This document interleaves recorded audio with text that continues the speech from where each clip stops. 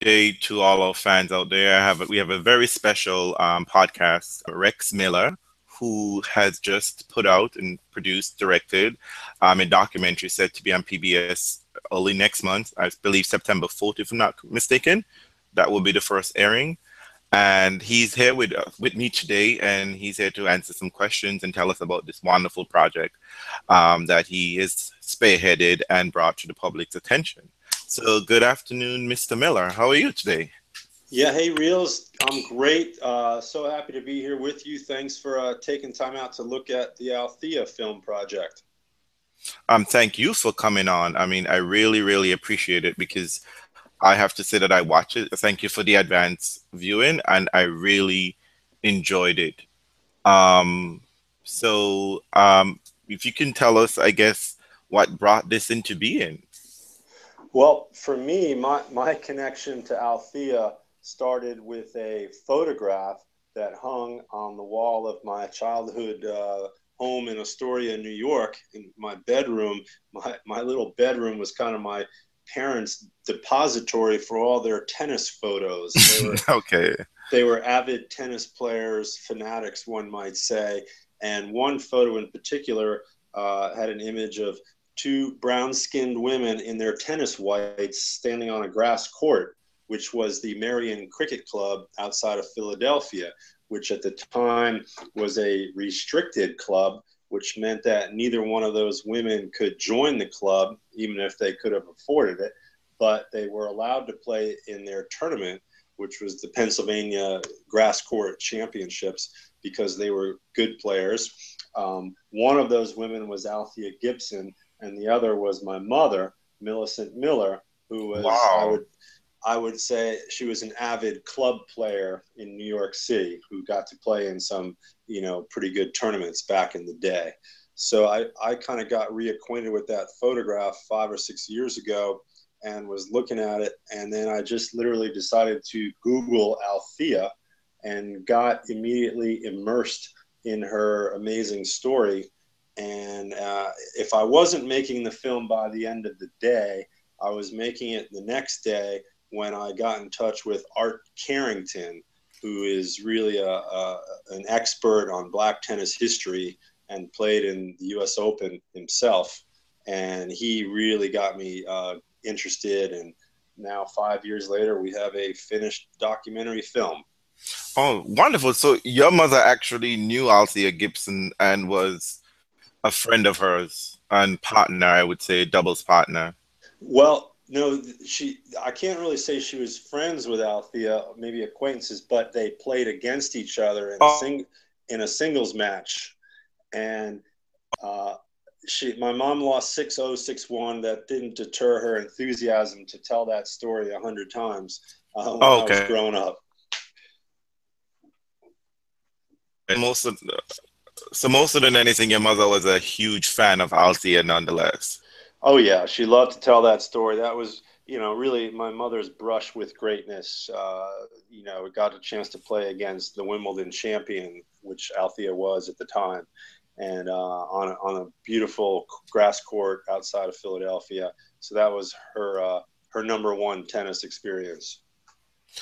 Did she did who won that match? Did she tell you? Oh yeah, we have a picture of the scoreboard too. It was 6-0, 6-0, 6-1. Oh, a bagel and a breadstick.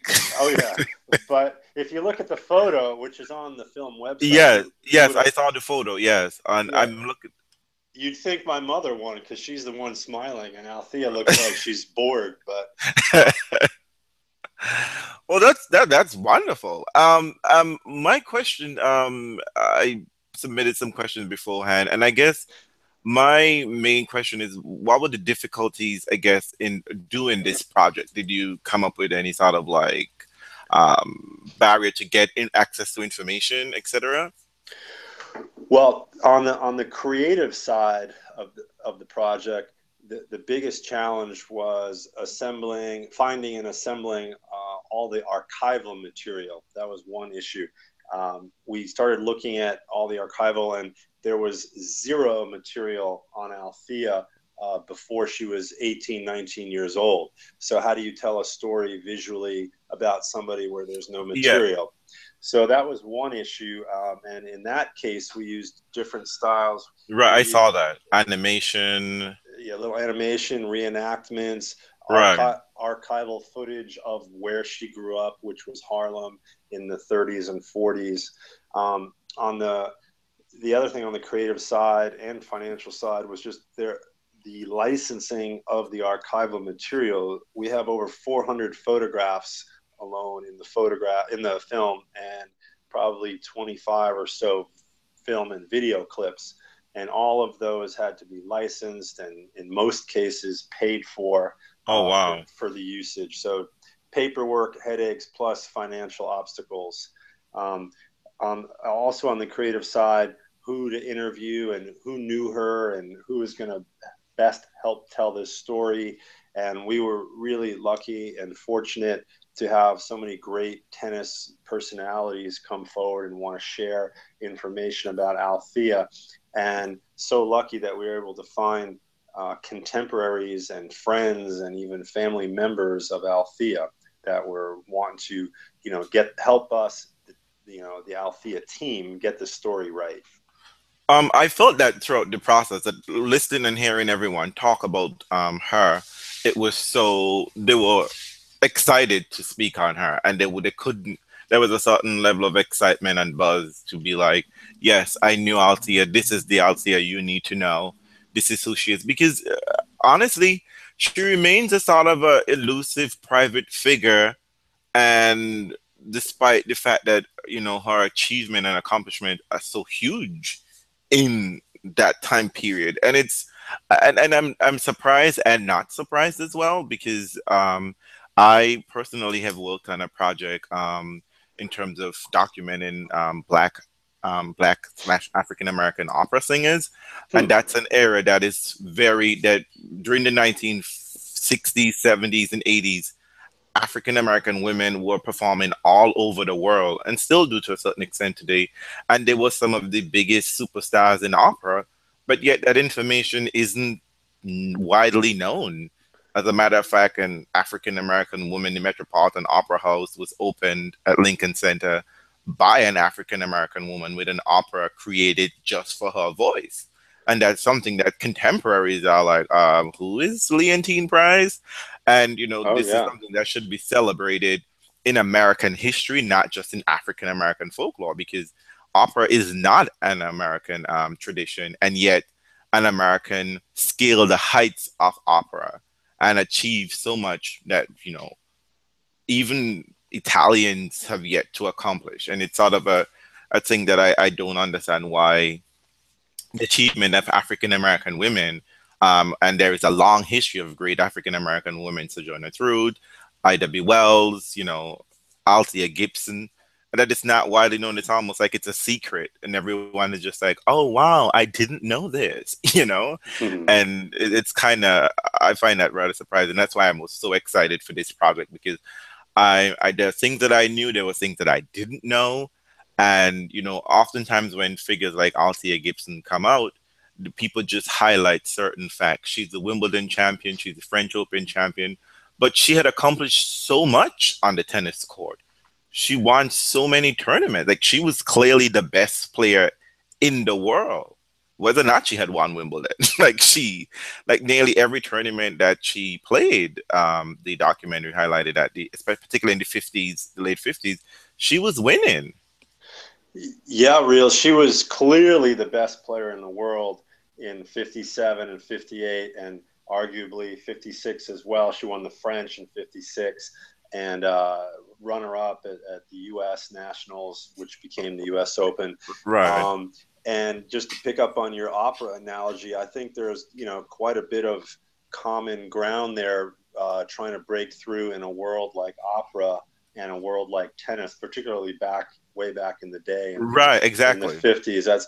That's kind of a pretty white world. And I remember seeing that amazing movie Diva, which featured Jesse Norman, Norman, African right. American, one of my favorite films visually as a cinematographer. But when you say a couple things that you mentioned really stick out when you say, "Oh, I didn't know that." Well, when I was first starting this film, one of my film colleagues trying to get me fired up a little bit, said, well, what do you want the audience to take away when they watch this finished film, if you ever finish it? And I said, well, I think I want them to say, I didn't know. And that's what is the most common response, because like you said, Althea, her Wimbledon, 2 Wimbledon titles, 2 U.S. titles are known by people in tennis, at least. But what they don't know is everything else that she accomplished. Yeah. She had a ticker tape parade. She cut a jazz album. She sang on the Ed Sullivan Show. I knew about the jazz album. I did know about the jazz album. I knew, and I've heard her singing. And she was in a John Wayne film directed by Right, John that I did not know. Ford. And she got a college degree from Florida A&M. So she did all of these things, and she did all of them, with a very kind of independent streak. A lot of our subjects in the film used the word attitude with her. Right. She had a very definite attitude. She came from the streets. She stopped going to school when she was 12 years old. So she was really a truant, a ward of the state at one point, in Harlem, living away from home. And then through tennis, she was brought into a very different world. Her first stop in organized tennis was at the Cosmopolitan Club in Harlem, which was a black tennis club operated and frequented by what, as Art Carrington, one of the stars of our film, describes. It was really the black bourgeoisie at the time. And that's something. Sorry, I don't want to. Sorry, I want to ask about that, because one thing your film clearly shows is that Althea Gibson is the product of a black tennis establishment. In the 1950s and 40s, clearly, there was black tennis. That black African Americans had their own tennis club. They had access to, not just in African American, because one of our earlier coaches was Jamaican, and one of the coaches, actually, I think, who helped her to become Althea Gibson, winning Wimbledon, as the film pointed out, the mental side of it was a Jamaican. And you even had a one-arm tennis coach, which I thought is amazing, that someone with one arm could teach tennis. And these are all African Americans and all black athletes who had almost like there was so many great players came out. Arthur Ashe is a product of this tennis establishment. So I'm sort of wondering what happened. Like today, that people see Venus and Serena and are like, oh my God, I didn't know black people play tennis. And I'm just like, this isn't so. Well, clearly, black people in this country have played tennis since very early on. The ATA, the American Tennis Association, was established in I want to get it right, I want to say 1916. They held their first national championships, which was on a university campus, in 1925. And the black tennis circuit, which ran every summer in various towns and on university campuses, was an organized thing with the sons and cousins of doctors and lawyers. Right. And as Art Carrington points out, this was started by black doctors who, as he says, wanted to have the same thing for their families that the white doctor had in their neighborhoods. And right. these were people that played socially, and eventually they saw Althea Gibson, and they realized that they could have a champion, because the people that started this weren't playing to be champions at first. They were playing socially and on university campuses, recreationally. And then they saw Althea, and then she was the first person that they really trained, that they thought had an opportunity to break through that barrier and play in USTA tournaments. At the time, it was USLTA for lawn tennis. But right. And Art Carrington and Bob Davis and Bob Ryland, Lenny Simpson, these are all ATA black tennis champions who appear in the film, and point out that, yes, Althea was the product of this training system, She didn't just step off the Harlem streets and become a tennis champion. She was brought first to the Cosmopolitan Club, which was the club in Harlem. She played at the Shady Rest Country Club, which was a black country club in New Jersey that had big entertainers come. They had all different sports out there, and that was one of the facilities that helped shape her and mold her. And it was really a system that had players training for decades, even before Right, she came on the scene. right. And but she just sort of like, can we say? I mean, this is again, I'm using these words that from my own experience and research in Black opera singers. Can we call Althea Gibson then a token black? Is that a term that is can use that term because she being barrier breaking? Because I think that's an issue that comes up in the film where everyone felt that a lot of folks felt that Althea Gibson as being the chosen one, I should say, the one who rose to the top, the very first African American champion, that she somehow felt that there was a response. They felt that there was a responsibility for her to take up social issues and cause. Um, in I would say that in this is also an issue that came up in for what I have found in with Black opera singers, and in fact, one of them said, Leontine Price said, it's when I am on the stage, this is barrier breaking. I am fighting the cause. I am fighting for the cause here. My mere presence Mm-hmm. is upsetting the balance. This is barrier breaking. And sometimes she even noted that sometimes it isn't even, there are times when she couldn't focus on that per se, that there was so much more to do, that you had to be present at these performances and you had to deliver in order to be considered. So how was that for Althea? I know that was an issue that came up clearly in the film.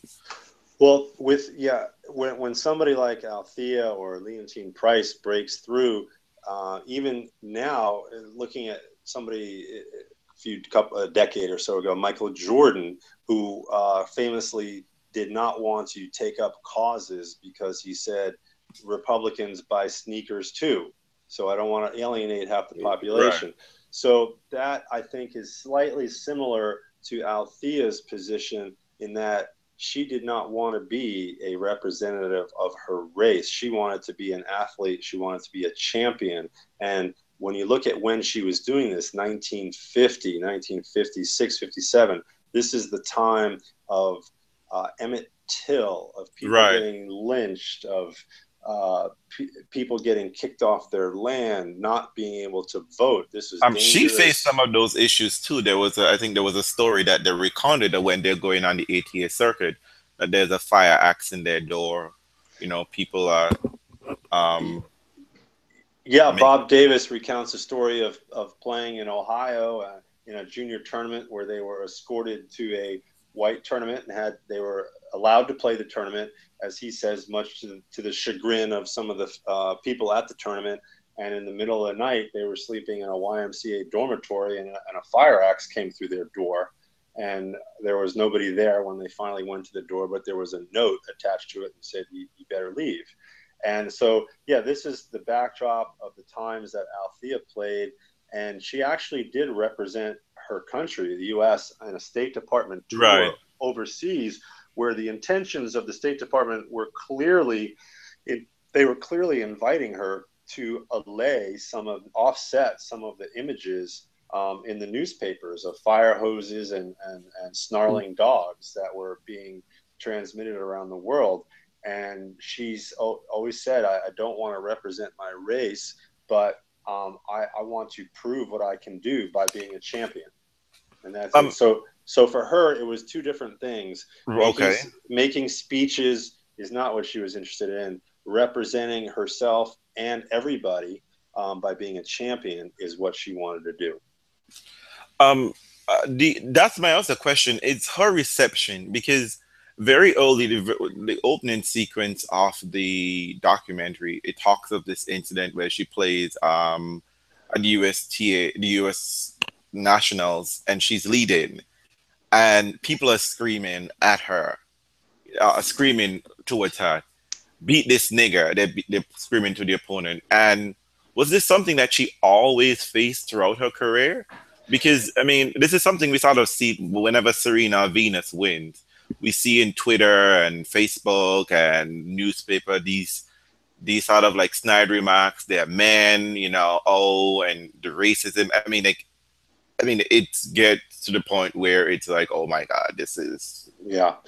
Yeah, I've seen those comments for years. I've been in TV rooms at a tennis club or a tennis tournament where people are making comments assuming that I share their prejudices, and I just can't believe it. So if you see that now, then you can only imagine what it's like Back back in the then, 50s. when it was okay to be open and vocal about this, with be undiluted, sort of like. Yeah, and the comments that you referenced in the film, that's actually a fans yelling "beat the N" using Right. the N word.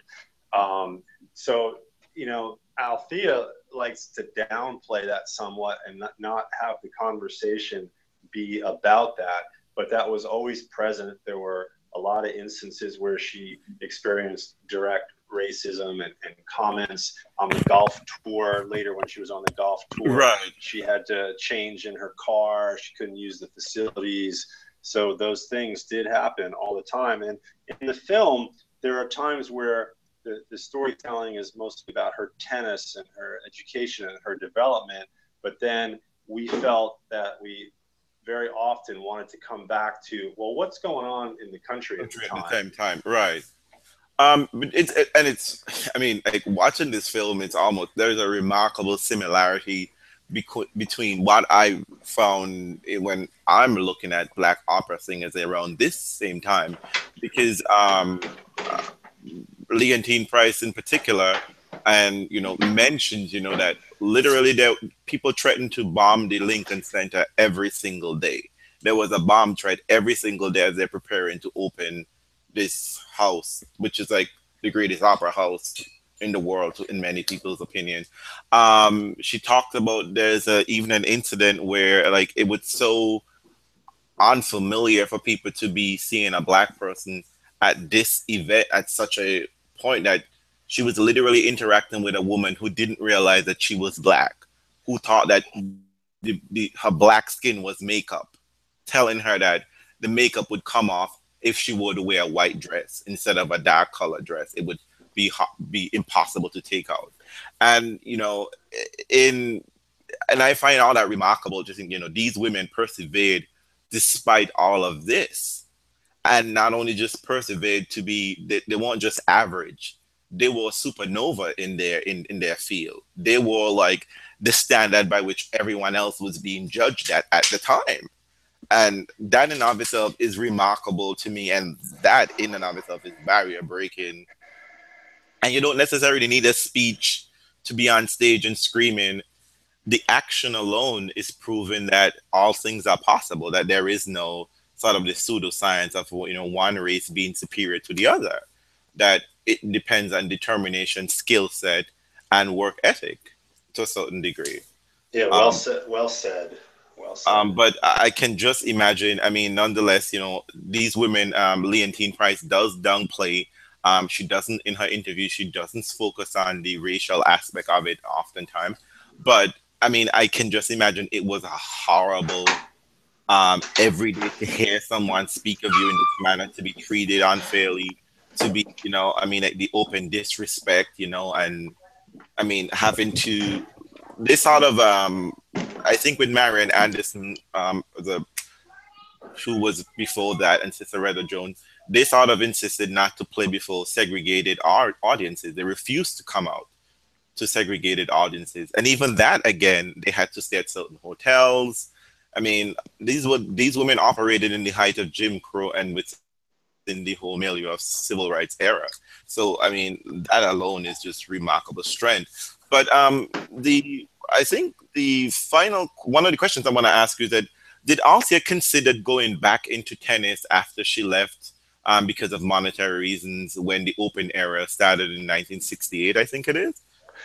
Yeah, well, she stopped playing in 1958 when she was number one in the world, and Right. And how old was and she then? I think she was she was 31 then. oh, okay, okay, okay. After the and in fact, her birthday is tomorrow. So Right. Yeah. we That's why I want wanted to get this done today because yeah, her birthday is tomorrow. So yeah, in 1958, she was number one in the world, had just won Wimbledon and the U.S. Nationals for the second time, and had to quit to go get a job because, as she famously said, I may be the queen of tennis, but I can't eat a crown.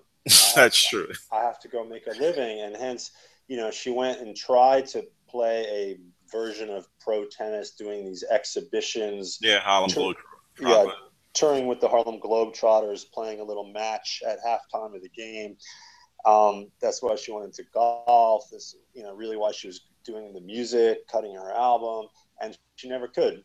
Then at age 41, when open tennis began, Billie Jean told the story, which is not in the film, but she did come out and try to play a bit, but her skills weren't quite up to par. But then also there was a quote that I found that Althea, like, they made her play in the qualifying of a tournament, and she was just like outraged by that. And basically, she was not welcomed. That's my She was opinion. not welcome back. That's on. I She mean, she was not that's embraced and made to feel special and brought back, like. And then there was always the money side of it. What are you gonna? How are you going to help me? Make it not just as a tennis player, but as a person and have a life. And Art Carrington has talked about somewhat in the film, but also, the governing bodies of tennis, they could have job for her. She, a hired coach by whoever it was, USTA or even different clubs. She never had that opportunity. Art and I were talking yesterday, and he said she should have had an Althea Gibson Academy. And and Althea even a Gibson, tournament should be named. I am surprised that there isn't a. I mean, the only place I know that Althea Gibson is in Charleston at the Charleston Clay Court event. But Althea Gibson's name should be up there with Arthur Ashe. I yes, mean, it yes, really indeed. should be up there. Arthur Ashe is Arthur Ashe because of Althea Gibson. I And this is mean, true. And then, Reels, one of the things that we're doing with the film is an extensive education and outreach component where we're going to be having, we've had a lot of them, but we'll be having more school screenings and screenings with oh, wonderful. grassroots tennis organizations. The USTA is actually stepping up, and we're partnering with them on the education side. The New York Junior Tennis League in New York is one of our partners. There's a big Althea Gibson uh, there's an Althea Gibson facility in Wilmington, North Carolina, where she lived and went to high school. And Lenny Simpson, who's in the film, and he actually played in the U.S. Open 3 times himself, and he is the head of this foundation down in Wilmington. And we are working on restoring 2 important Black tennis history sites, which are the backyard courts of Dr. Hubert Eaton, where Althea lived during high Okay, school, and wonderful. the court of Dr. Robert W. Johnson, who's in the Tennis Hall of Fame. And he had a tennis academy on his backyard court in Lynchburg, Virginia, where Arthur Ashe later played and trained. And other Leslie Allen, John Lucas, who was more famous as a basketball player, but Right. was the top player for the University of Maryland.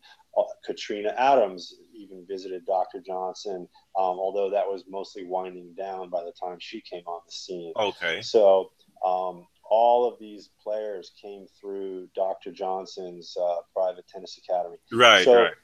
I love what you said, that there needs to be more recognition of her on naming tournaments, naming facilities. I suggested to the USTA that they name the new roof after Althea. And They will not be having that for sure. But well, I mean, they should I be. think let me just finish. I think that you'd find some support by people there. The USTA is not what it was 50 years ago. Okay. You've got Katrina Adams, the first African American head of the USTA, Martin Blackman, the first African American director of player development. Right. J- That is definitely changing. I've yeah, noticed that. James But Blake is now on the board of the USTA Foundation and the oh, wonderful. educational side. So it is changing, and they've been very open to what it is that they can do to support not just this film, but the initiative of trying to get her story out there as a role model for young people, whether they play tennis or not. I think Althea stands for pursuing your dream, overcoming obstacles, doing it your way, so to speak. I mean, it's not like she didn't heed any advice, even though she had a bit of a chip on her shoulder, Right. a bit of attitude. She did have to But come up with champions new do, right? decisions. All champions have to have that in order to succeed. They do. I agree. One thing I must say I got from this picture, there were many beautiful photographs. She was a very beautiful woman. And from the footage, she was a beautiful tennis player. It was a joy to watch her. The footage, I wish we could see more of that. And I was really, really inspired by her achievement and, just her as a person. I know the film, a lot of folks talk about her being this rough and brute, like she boxed with her father, she can hold her own in a fight. But I mean, there was a certain sophistication and suave and, just on and off the court. I mean, it's just I got this sense of this was a wonderful person who just wanted to play tennis and was very good at playing tennis and would have functioned so well as a tennis ambassador had she been given that opportunity in later life. Yeah, Uh, I agree. Althea became an educated woman. I mean, she grew up in Harlem, really running the streets, but she was associating with people like David Dinkins, later the mayor of New York, Sugar right, Ray Robinson, Louis Armstrong. Those people lived in the community back then. She was exposed to musicians and artists and doctors, and she took it all in. So even though she carried that rough edge on her, this was a woman who, by the time she became world champion, was international, was educated, right. was respected by the community. So my final question, and don't want to take up too much of your time, is what is something that you from this film? What it is that you want us to take away from Althea, and by extension, what it is you hope that would what is some of the tangible things you would like to come about because of this film? Well, I would like for Althea just to be more recognized both in the tennis world and beyond. In the tennis world, because her achievements merit that, and she really never got her due. Beyond the tennis world, because she achieved things beyond the tennis world. She was the first Black pro golfer, female, and on, sang on Ed Sullivan and acted Right. in a It seems as though we lost connection with Rex, but I think nonetheless we had a very, very good. He provided a lot of information for us. And folks, you can look forward to this documentary Althea on PBS Masters. It's on September 4th, if I'm not mistaken. And New York has a lot of activities that are going on. Tomorrow, August 25th, is a birthday. There is an event at the Schoenberg Center, Center for Research in Black Culture at 6 p.m. There is an event at the Queen's Day at the museum. There's also an event at the Queen's Museum on Wednesday again. hello, And hello, yes, hello, yes, yes, yes. yeah. I was rounding off, but thank you, you're back. Yes, so the question still stands as to what you mentioned that you wish for her to be seen more prominently inside the tennis world because her work does merit that, as well as outside um, of the tennis world because her achievements and accomplishments are they too worthy her accomplishments in the African American history and just American history and excellence and perseverance and overcoming obstacles. Yeah, and thanks, Reels. And I'd love to just invite people to the website, altheathefilm.com. They can check out the trailer. And then the broadcast will be nationally on PBS, American Masters, Friday night, September 4th at 9 p.m. Check local listings. And if people are in New York this week, I invite I them mentioned to. that. Yeah, Oh, okay. yeah, I Yeah, mentioned that.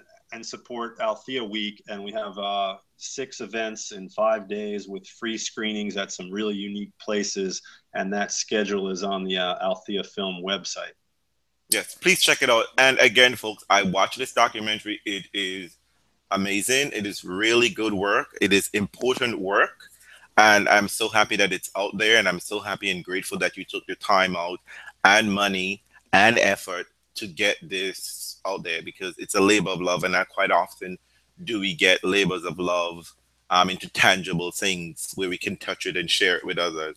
Sometimes these dreams stays in our mind, and it never get out. So I really appreciate it and thank you so much for your time. And fans, please check this out and spread the word out there. I mean, it's an amazing, amazing work. And it will be back pretty soon. We'll be back with all the other co-hosts. They weren't unable to join us because of work obligation. But I'm happy to step in for the ladies because I know you fans love the ladies. But again, thank you, Rex, for this time. I really, really, really appreciate it. And Hey, thanks to the whole Reels tennis crew, and I look forward to maybe seeing you guys out at the U.S. Open over the next couple weeks. yes, we will be there. Oh, and I finally got the sound, so I can give you a round of applause for this effort.